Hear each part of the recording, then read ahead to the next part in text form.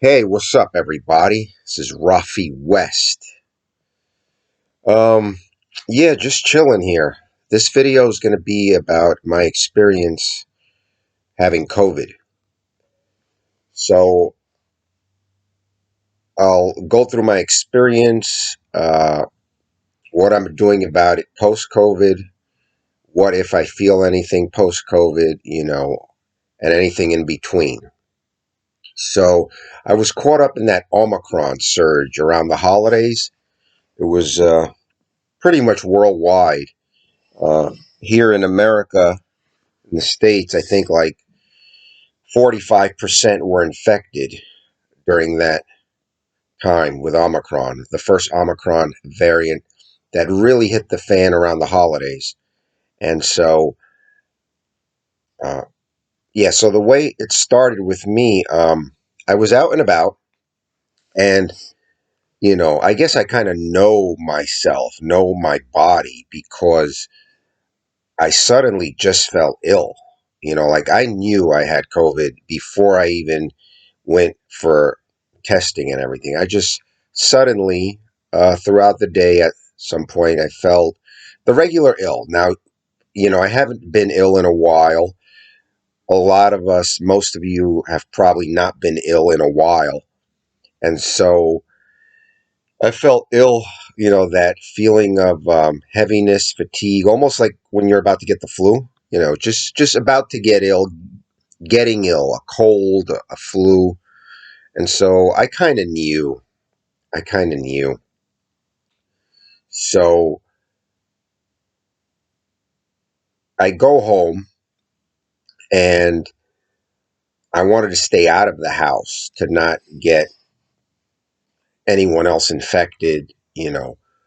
So I had it to where uh, out in the hallway, yeah, I didn't really have a shore plan, but out in the hallway, a chair, before I get in to take a home test. That was the strategy. So I hung in there. I got home that evening, and um, I was out and about. I was at my gig, and so I finished the shift. I finished the day, and um, I got home, and I was wiped out, or getting wiped out, fatigue, and so I didn't even have energy to take the home test. I just said, let's sanitize everything, kind of seclude myself. And so I didn't even take the home test. So at that time, I had I don't have any more, the home test called, the one by Abbott Labs. And so I took it the next day, and the line came up immediately. It's supposed to be like two lines, wait 15 minutes. The lines came up immediately. So I knew. So the next thing was a PCR test. I was too darn fatigued to even go take a PCR test. At that time, the Omicron surge, the lines were like tremendous, blocks long, for example, in Manhattan, or anywhere. So um, I waited till the following day, and I went, got in a cab. I think the Uber guy knew, the Lyft guy knew, take me to the hospital. The hospital was where I was familiar with getting a PCR test. Obviously there's a lot of sites, but some you might need an appointment. It was a free for all then. So I went there, stand outside in the winter, heart of the winter, cold. It was around the holidays, and I took the test, and I knew. So I got the results. Bam, positive. Day or so later, it was the holidays. Go home, sanitizing, and this yawning you see is still sometimes. Well, I'll talk about that later. So I would describe it as a heavy cold. I had the flu really bad back in uh, I don't remember, 012 ish, whatever. I had the H5N1 flu, and that was pretty bad. You know, this was the problem with this was it was weird. I have to describe it as the weird disease, the uncanny disease, because it's like 1 hour you feel fine, a few hours later, scratchy throat. For a couple of hours after that, no scratchy throat, but a fever, even though it's not reading a fever, you feel almost like an internal fever. Then, you know, then the fatigue feeling comes on you. Then for like 5 hours, you're fine. You're completely fine. And then again, you're like, oh, I better get some tea and stuff. And then a few days after that, this lasted about like what a cold would last, a week to 10. I stayed home a little more, so almost a couple of weeks, the whole holidays, Christmas, New Year's, and a little more, just to be on the safe side. Because returning to a place of occupation, then you didn't need a negative test. I mean, they were debating that, the CDC, companies, the city here was even recommending to allow back with no tests because uh, technically you could test positive for up to like 90, like a season, still test positive. So I never took a negative test to return to normal activities. So, so let's say a week. In between that week, about halfway through, I noticed I took a sip of coffee, which I have some now, and um, it tasted like tar water, like dirt, like nasty.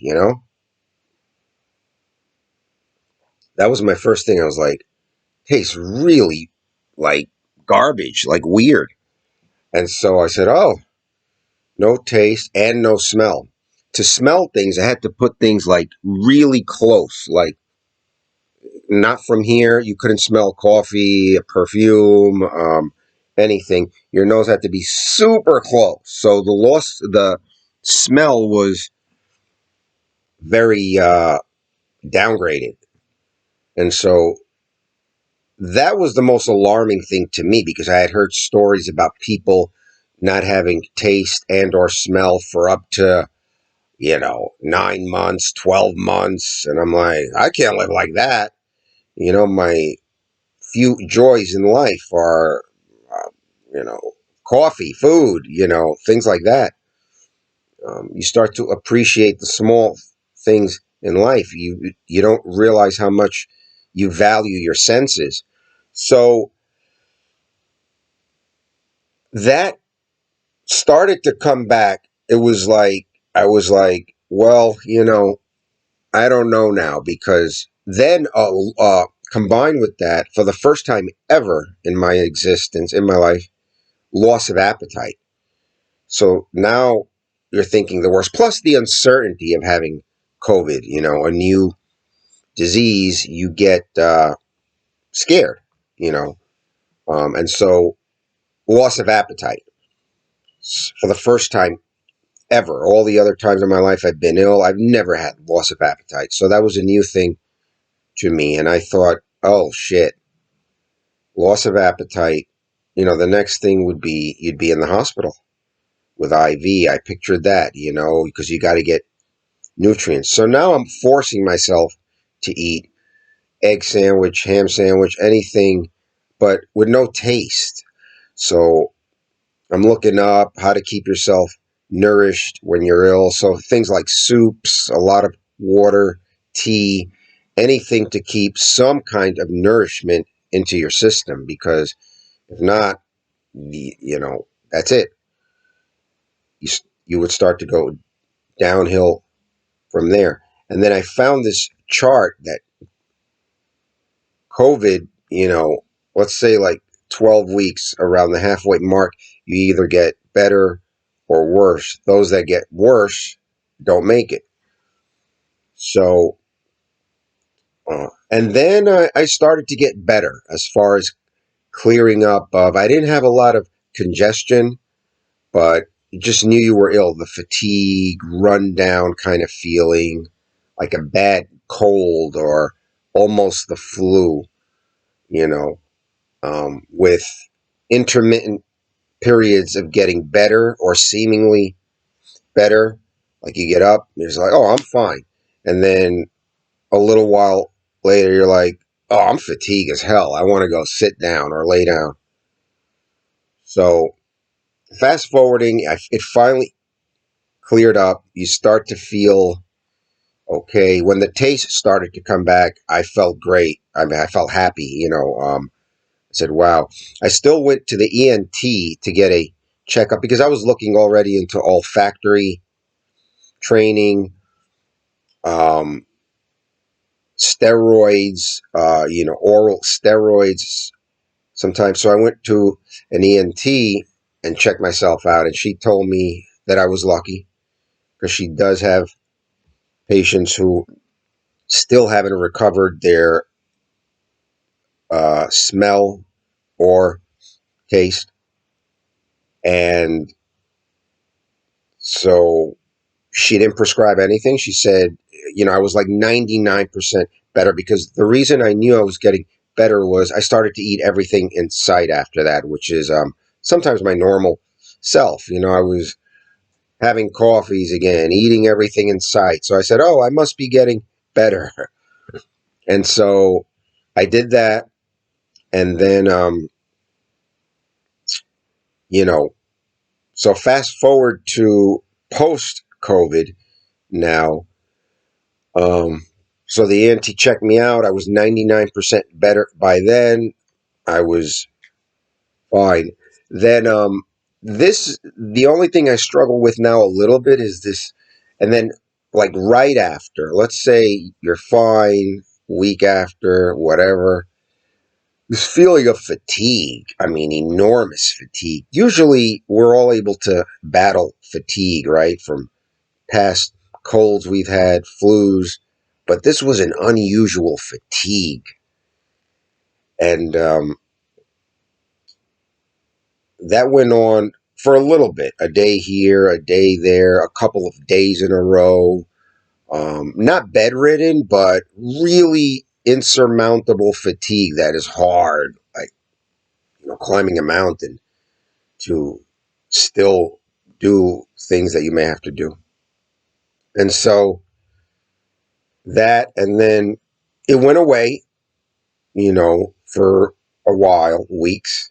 And then just yesterday or the other day, and it wasn't yesterday, the other day, that feeling of fatigue returned, like a strong fatigue. Now, this is coming at the same time that I'm aging. I mean, we're all aging, right? But hitting 50, being over 50.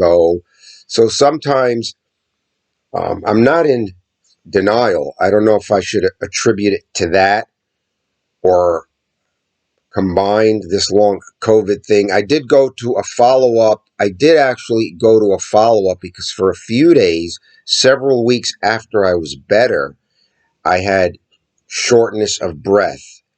And I went to an urgent care facility, and he said it's not exactly shortness of breath. He couldn't find anything wrong. My oxygen level was actually 100 that day. Prior to that, it was like 99, 97, 98.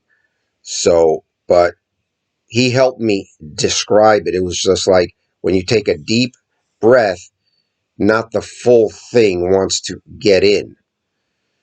So I had that for about a couple of days, So when I lay down, it would bother me. And so I went to urgent care.